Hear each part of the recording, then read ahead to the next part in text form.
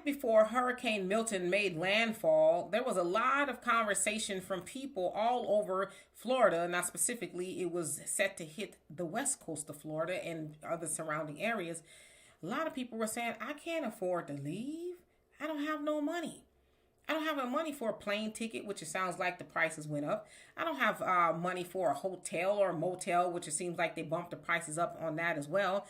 And it was gas shortages and just a whole lot of things. But more importantly, people just did not have the resources to leave. Now, of course, there's the other side of the conversation is like, well, where are the buses? Where are the airplanes that are sponsored by local and state and federal governments like they did for that of migrants or even Afghans when they were being flown out of Afghanistan when the United States government decided to pull out in 2021. They loaded up a whole bunch of Afghans and brought them to the United States.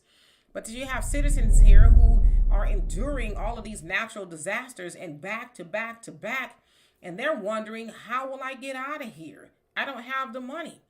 Well, they knew that the hurricane, and not just this one, but other ones were going to hit days and weeks before, right?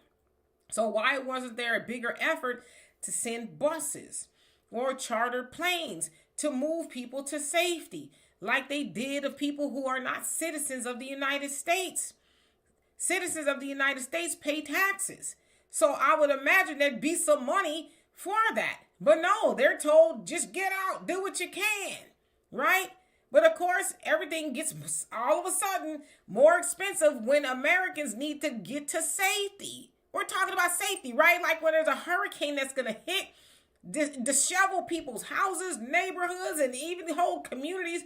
There'll be life loss. They'll be hard to get food, electricity, water, and all of that going on. And they know this is going to happen, but yet there's no preparedness at all for them.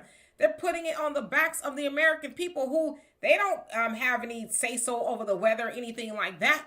But they're being given instructions, but they're not being given a ride to safety, right?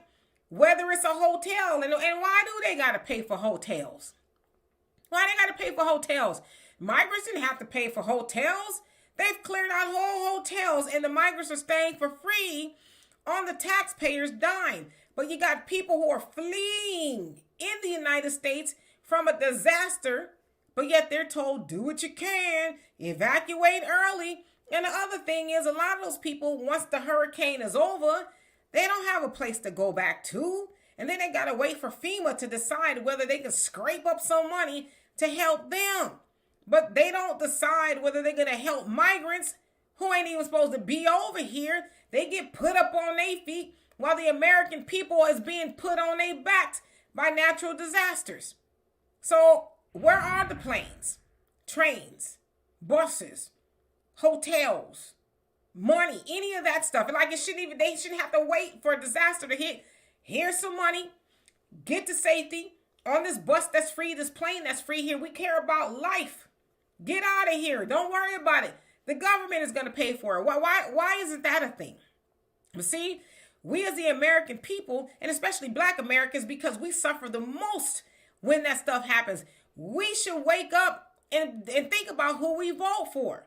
Because the way it's supposed to be is the politicians are supposed to work for us. It's not supposed to be the other way around. We vote for you to put you in office, not to drag your feet and say, well, good luck, my prayers are with you. Because you don't say that to the migrants. So we don't want to hear you say it to us. And if you do, you gotta go.